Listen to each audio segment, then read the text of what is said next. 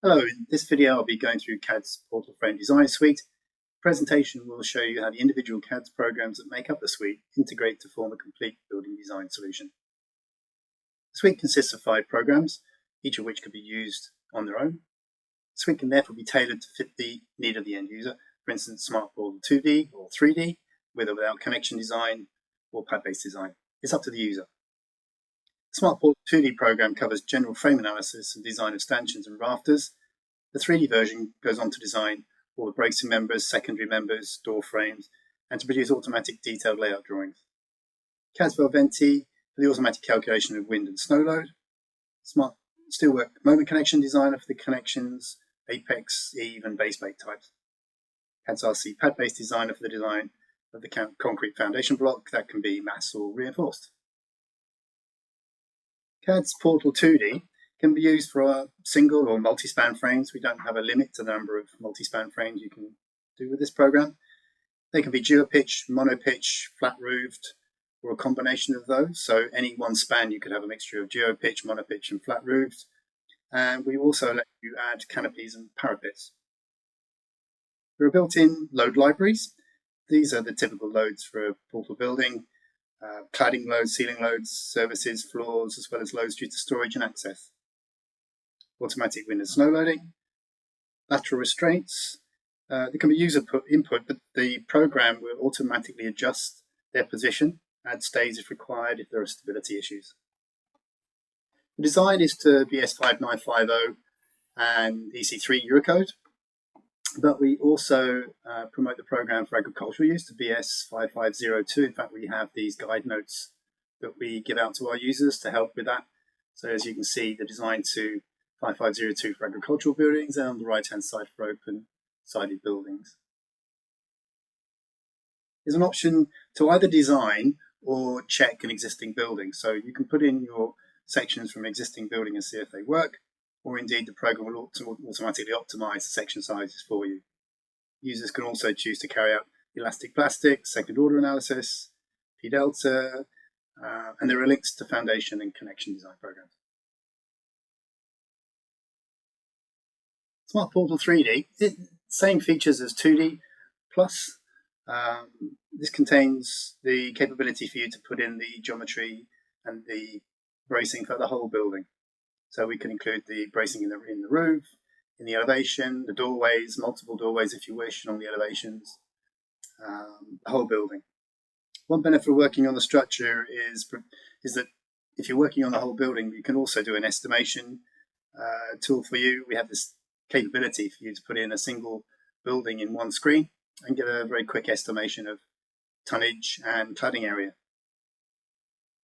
3D, we also design the secondary steel, purlins, bracing, door frames, etc. The gable frames themselves can be considered as a simple construction, or you can treat them as portalized in case you may have a future extension to worry about. In 3D, it's also possible to produce 2D drawings in AutoCAD using DXF. The options are there for plans, foundation level, elevations up the building, as well as side views and so on. So here's a quick summary of how these programs integrate and a sort of screenshot to show you what they do. This is the 2D and the 3D portal programs. So these are the two core products. And then you have the option to link to either of those, CADS Velventi for wind loading calculation. So you'd send the structure information to a location on the map, and it comes back with the wind and snow load for you. Then you have the pad-based designer. This obviously takes the loadings from the final design, uses those to design your pad base for you, mass or reinforced. And then the connection design, again, it's a post-process of the frame design. They can be apex, eave, and pad-based footings. The other advantage of Portal 3D, Smart Portal 3D, is the production of drawings. These are DXF files that have been produced by the Smart Portal program. None of them have been edited by anyone. These are exactly what come out of the program free, automatically.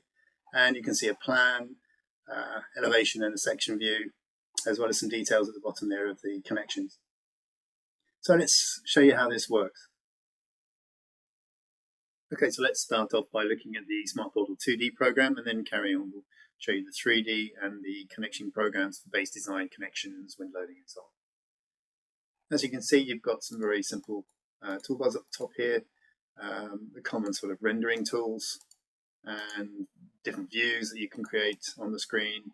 And there's options here for turning on and off labels for loads and sections. Down the bottom here is where you navigate through the program. I typically would just tab through, filling in the information as you go. It's all pretty chronologically set out. But if you then subsequently need to come back and change anything on the geometry or the purlin positions and so on, then that's where you would navigate here and come back to the relevant position. At the start, you can choose Eurocode or British code. And we carry on then putting in building information and geometry. This screen here is where we put in our wind load if we want to connect to the optional program CADS Velventi.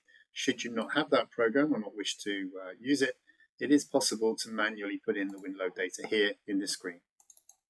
So let's assume we're using Velventi, just to show you how the link works. Just click on the link. It opens up the wind loading program, which is sold separately. And we can use it to identify our site location, and then this program provides us with the window data for the frame we've got. So you can either move the mouse manually, and as you do that, you can see it refreshes the site altitude on the screen. So if we can move it just a bit further north, you can see it's gone up from 72 and so on. The other way to use the program, just like you would any navigation program, would be to put in the postcode or the town, and the program will automatically move there. And then should that not be sufficiently accurate, you can switch it to satellite mode, and then you can move it wherever you wish. You may be in the town centre or in a field somewhere, and the program lets you do that.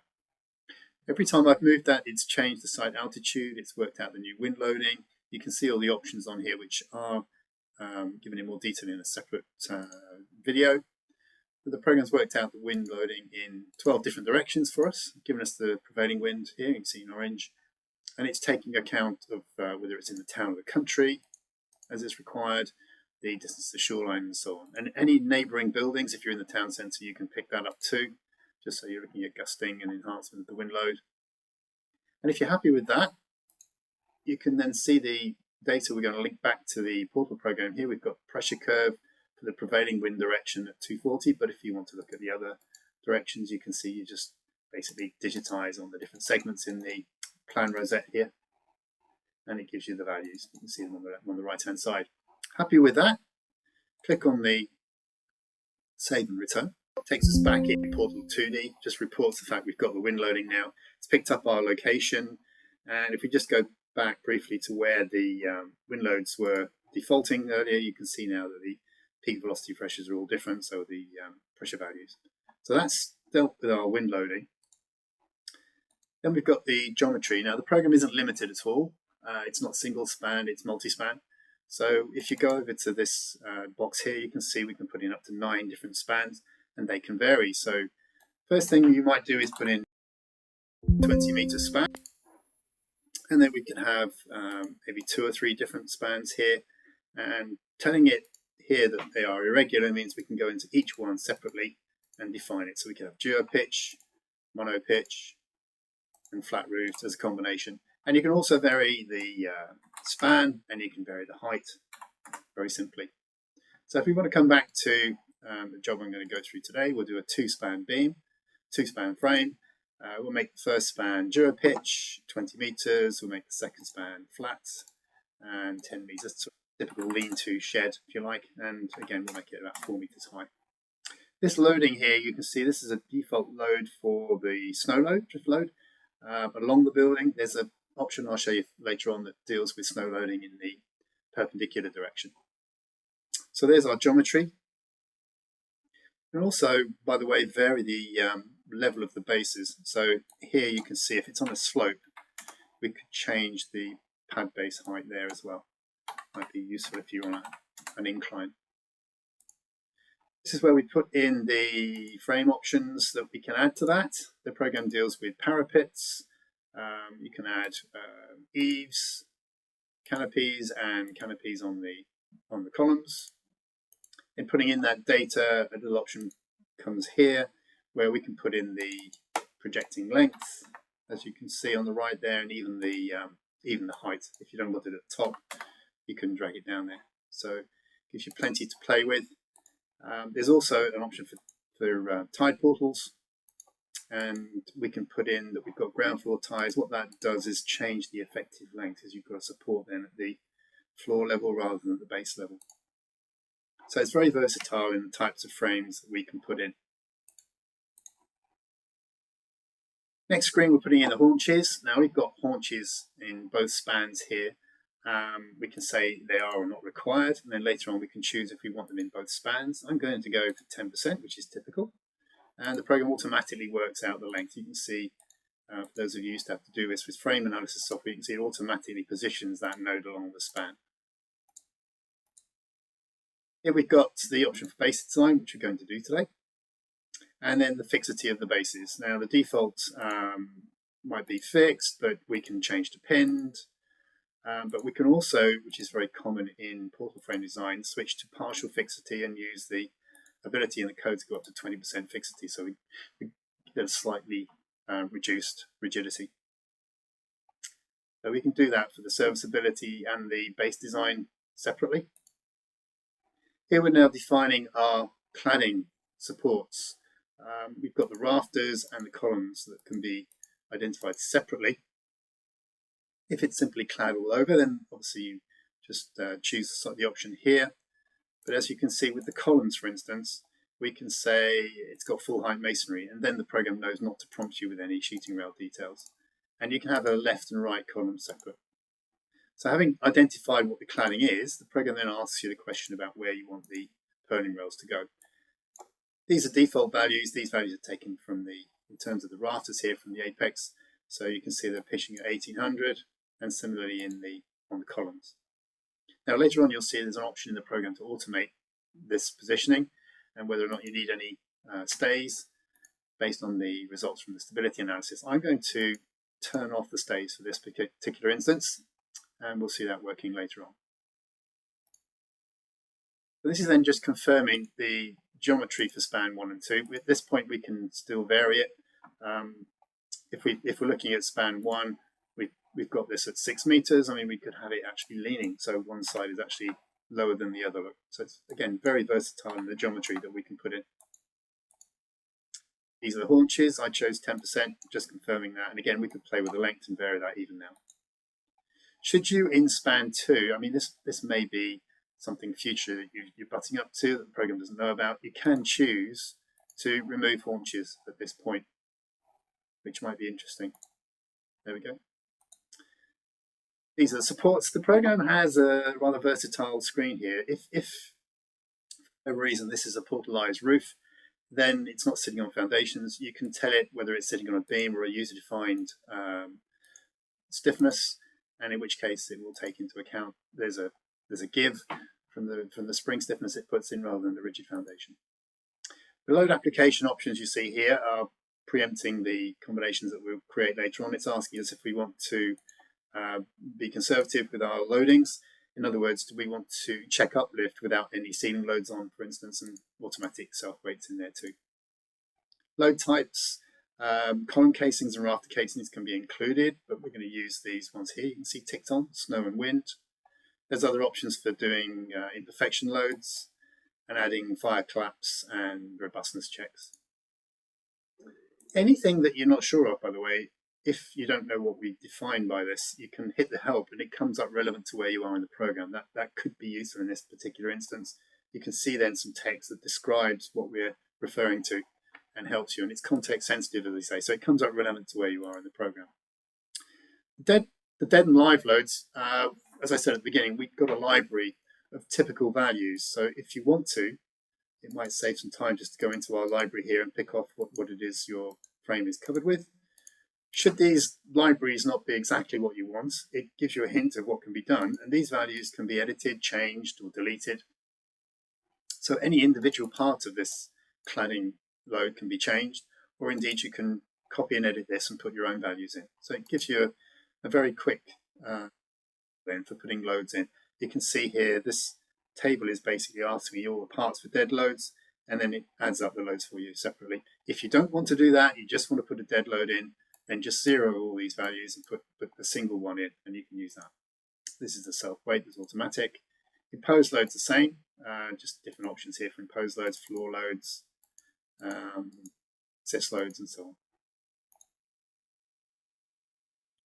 wind loads, we've already dealt with that. You can see it's actually got the internal factors, CPIs here, look. They can be put in manually. Program's calculating the external values for us, though, you can see here. And this is looking at the pressure and suction for each span, giving you the coefficients at the bottom, look. And doing the zoning automatically as well. If I turn off the rendering, you can see the loads that are actually being developed here. You can see there the zone for the wind load on the left, and so on. And then you've got the load on the roof, and here where there's a slight upstand. There we go. So the program is constantly updating that as we put the information in. This is where we can put in the transverse snow load. So we may be abutting another building, so we could have a transverse snow load coming on. And the program will automatically load that. These values for the snow load itself have come from Velventi. That's the drift load. If you've got one, these are the load combinations. Now, the program's doing a considerable amount of work in the background here, which if you were using just a 2D plane frame analysis would take a lot of time to put in even the loadings that you can see here. These are all the wind loads and dead and live loads we put in. All the combinations are at the top here. And that's the ULS loads, and these are the similar loads for the serviceability. And you can see the program's developed all that for us. Let me go into design. So you can choose between collapse and hinge formation. Collapse tends to give you a more efficient frame because it's looking at the whole building rather than just where a first hinge might form. And then we can choose plastic analysis, which will obviously tend towards a more efficient design. You can see back in the combinations that is taken account of then in the combination itself, and as well as P delta, which I've asked it to do. At the bottom there are the span deflection ratios for vertical and horizontal deflection. But again, come as defaults, which you can change. Going into the base design criteria here now. So we've got code, whether it's mass or reinforced, grades of concrete and exposure types. You can also go in here and put in the other checks it's doing, the details for that, for instance, for sliding and overturning. So we've got the active and the overburden soil details here, the bearing pressure that the bases can withstand, and it will automate the design based on these bits of data that you can put in, types of aggregate there, grade of concrete.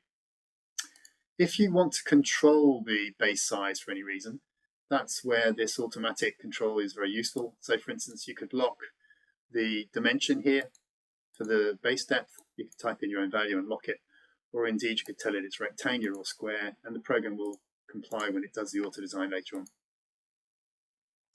Now we're designing the members. These members we've got here at the moment are simply default members. As you can see, we can choose our grade of steel, and indeed we can go into a comprehensive library should you want to. And the promise earlier on was it won't just design, it will check. So if you're looking at an existing building, at this point now you can go into our steel library and choose the sections that the particular frame you're looking at has got. Indeed, you can make it hollow as well as I sections. And then the program will run a check on those. If you're putting in a brand new geometry, you just want to type in the geometry and the loadings and get it to do the work for you. That's what we're doing now. We're hitting the auto design. So it's running through all those combinations I've shown you, serviceability and ultimate limit state checks, and it's come up with the section sizes here for our frame. Again, if we go back to the model itself and turn on the section labels, you can see what sizes we've come up with, which will look very reasonable. And happy with that, we can proceed further. So we've got checks at the moment that it's done for these members based on the load factors and the deflection, and it's telling us they're all passing. If you want more details of the checks above there, they're all here. And in the next screen, it goes into the more detailed capacity, lateral buckling, and torsion checks. Now, I deliberately left off the stays here. For a 20-meter span, you probably need them. And then sure enough, it's telling me that the two rafters, if you look at the colors on the screen now, green is pass and red is fail. Blue is well within limits. So the two rafters up here are failing. Now, the nice thing about this then is that we can do auto design. So if we choose all the rafters, and you can see the rafters have all been put in one group, the columns in another, and so on. So you can do it in one lump. And then we can do auto design. If we only want to do these two, we can do them separately, or we can do them all together. Program then auto designs, it tries to keep the pitch the same as the default. And what in fact this has done is not changed the pitch of the purlins, it's actually put in extra stays. You can see here, instead of just on the top now, we've got a stay underneath. And you can tab on the other rafter and it's done the same there. If you just want to check that that's what the program's done and it makes a lot of difference, you're not sure, you can manually change this. You can indeed put in your own restraints if you wish to manually in this screen. Now I'm going to just check what the program's done and see if that's true, that it needs it and says it's failed. So I'm happy the program's done its job and that's passed. So there we go. We've got all the members to pass. We've got some section sizes out of it. And we're now in the position where we can run the base design. You can see all the bases have gone in. If you wanted to control the depth, as I said earlier, you can do that. Any details of this can be accessed here through the details button. We've got the bearing pressures, section capacities, sliding checks, as I said we did earlier, and each one you can look at the different combinations and see the results in detail. Okay, so the final thing then is to look at the output. These options can all be chosen individually if you want to create a slightly less voluminous output, but we can add them all and export them to Word, or probably before we do that, it'd be better to just go in and have a print preview, see what the output actually looks like. As I say, you can select as much or as little of the output as you wish. There we go. Now the program lays out the diagrams to suit the orientation of the frame. So, okay, so it's along the page. We can choose whether we want one page or two separate pages and tab through. Just going through the list of details that the program has provided us. You can see at the beginning there, we've got the purlin layouts and then the loads, and you can see here wind direction. And I'll just tab through slowly. You can see you've got wind from the right, wind from the near, and so on. Snow loads, you can see here, look. And then we come to the actual building data that we put in the location here, look, the geometry, support conditions, and all the loads that it's building up. You can see the combinations we've created, output. And if you go to the analysis results here, let's just tab through this a bit more. You can see the actual design checks. That's the serviceability checks that I showed you earlier, where you've got the pass and fail here, whether it's vertical and horizontally okay. And then the member checks, that's looking at the local capacity, lateral buckling and torsional buckling. And again, as we know, they all passed. These are the unit utilization ratios, and it gives you the critical load combinations and so on. And then it goes on to do the base loads and combinations it's used for that.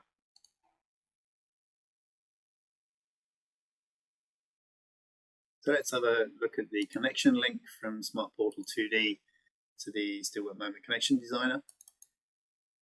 I've taken the rendering off because the way this works, you choose the node, highlight it, and then pass it through to the connection design program subsequently. So if we're doing a haunch, we just click on the node, go up to Portal 2D, you can see the connection design link there.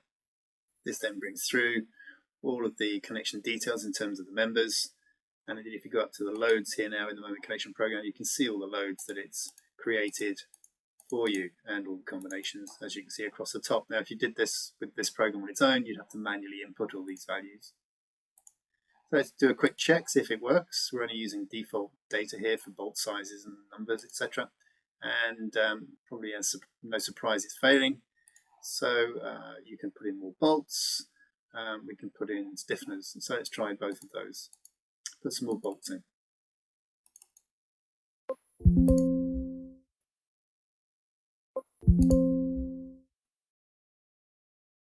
There we go, there's 3 more bolts, top and bottom of the connection.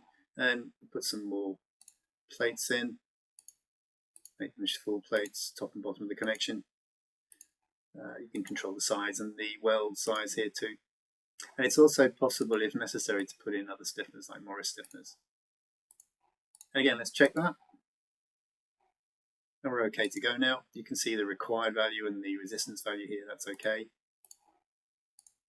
And then finally, another typical connection you'll get in the portal frame would be a base plate. So we go up to Portal 2D, connection design.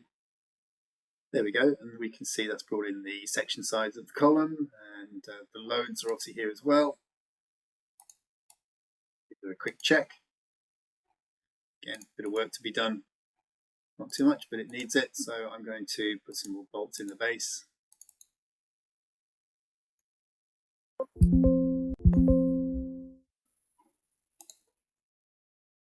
And now check it again. Everything's okay. That's the link from the Portal Frame 2D program to the Connection Designer, a similar process that you could also carry out in our 3D program. So let's move on to Smart Portal 3D, the fifth program in the Portal Design Suite.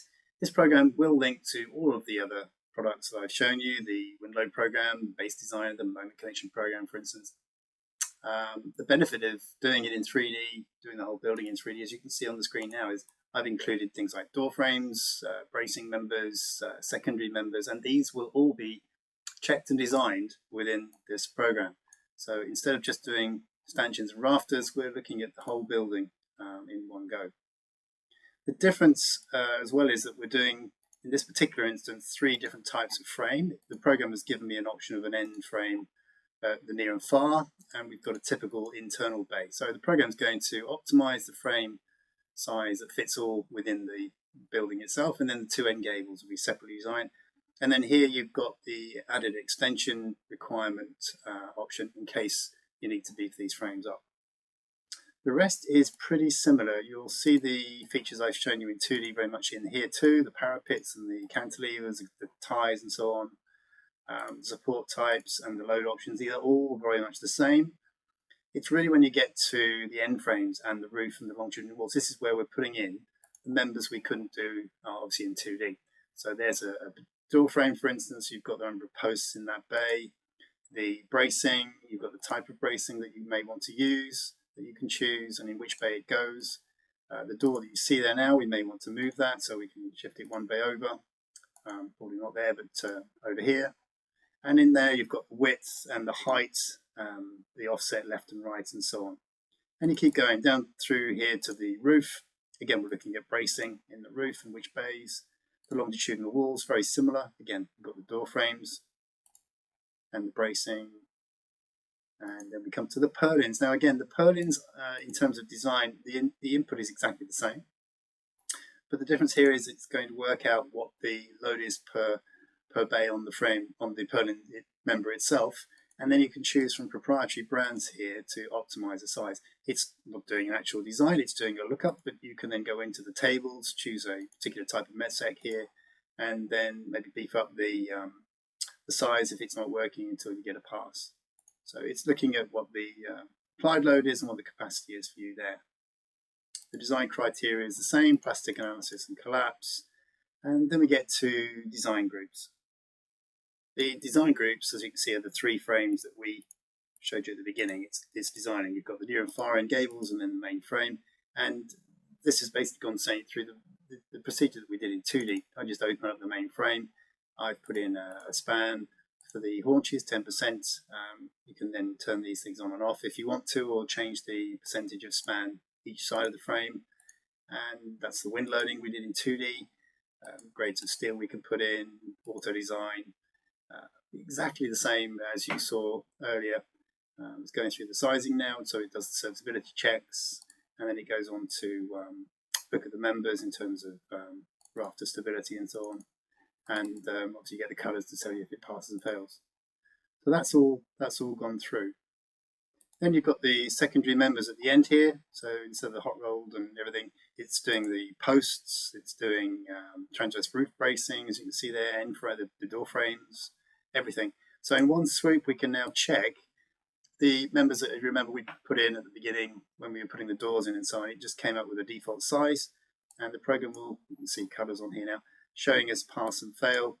And that's a section size that was in the default. So if we now want to auto design it, just click a button, choose our criteria, and it will optimize the sizes for us rather than just check what we put in. It's actually doing design now, so it's giving us the most optimum size based on weight or depth, and those will all be put back in the frame. Another very useful side benefit of working in 3D, as I mentioned in the introduction, is that you can do very quick estimations. Very good for tenders where you're trying to get a price out as quick as possible, not doing too much work. And in the 3D program, it's possible to go in and utilize an estimation procedure that we've got here. We've tried to keep it very simple on screen. What we have to do here is put in the span of our frame, basically the geometry here, the frame centers, then the fixity here. You can see it's very, very quick. Some kind of wind load, and then live loads, base design, and so on. In the background, we've of course got types of frame. You may have multi-bay, and then you've got percentage of span for the haunch and the grade of steel that you're using, secondary members, types of design criteria, and so on and so forth. So all of this can be configured. There's the base exposure and everything. And once you've done that, all we have to do is go into auto design, choose which of the members we want to design. I haven't put any door frames in here, but there you go. And then this is running through the whole frame, designing all those members for me from scratch, basically having just put in some very brief data. See it's doing the gable ends there. And then it will actually produce a tonnage, a cladding area for me. And in the output, you can even get a bid report. So in other words, it keeps all the detailed calculation out of the way. It's just basically giving you a layout and some weights of members and steel. You can see here the approximate sizes that we come up with there. So that's the estimation tool that we've got. You can see in the printout the bid purpose document and the sort of information that that will produce. You can do a print preview, obviously. We've got sketches, bill of materials. There we go. So there's the bill, and we can do exactly what we did before. We can have 2 pages. As you can see, it's just got some layout diagrams, some very rough sizing and weights here. Okay, so that's the estimation tool that we've done. And then finally, we move on to the other significant benefit of working with Smart Portal 3D rather than the 2D program, and that is because we put the whole building in, we can actually produce drawings as DXF files. You can see below printout, you've got the DXF option there. The program then offers you lots of different views that you can choose. They're all ticked on here, but it's possible to select the ones you want, or within each category, choose as many or as little as you want. You've got over here the folder where the DXF files are kept, and then there are some drawing options just so that you can get a good idea of what the styling will be when you get into AutoCAD before you send it. So you've got different colors here, different fonts, different styles that you can actually do the labeling in. But remember, this is going to produce a DXF file, which ultimately in AutoCAD you can edit anyway. So we generate the DXF file, and this is the sort of thing you would get automatically from CAD Smart Portal 3D. You can see these views here. This is a section and plan view. This has not been touched, it's just as it came. But obviously, anything that you prefer to change, you can. It's just standard AutoCAD, as you can see. So that's just editing. You've got all the purling details up here. And the plan view, and even below the plan view, there's a sort of weight and plan area. There we go. So there we go. That's the DXF output from Smart Portal 3D. Okay, so just to summarize where we've gone through all these different programs in this video, we started off with the Smart Portal 2D program. Very simple, easy to use program for designing rafters and stanchions. I've just shown you the 3D program, which then does the whole building and includes the secondary members, cold form members, purling design, includes the ability for you to put in door frames. And along the way, I've shown you the optional extras to these 2 programs for wind load calculation, base design, and connection design. And I've just shown you the benefit of the 3D program there is it would also produce some DXF files, which you can see some examples of here for AutoCAD for detailing. Little finishing slide. We're very proud of the CADS Portal suite. We find it very popular with our clients. They find it easy to use, and most people tell us that the program is saving them time and reducing errors, particularly at the tender stage with the 3D program. And a nice little quote there from one of our clients to say how impressed he was with the software and in fact a very nice and very welcome comment about how much support our quality engineers and support we're giving him. So thank you very much. That's the CADS portal frame suite. If you need any more information, would like to have a presentation of your own or a chat technically with some of our staff here, give us a ring, send us an email, and we'd be delighted to talk to you. In the meantime, have a great day, and thank you very much for joining me.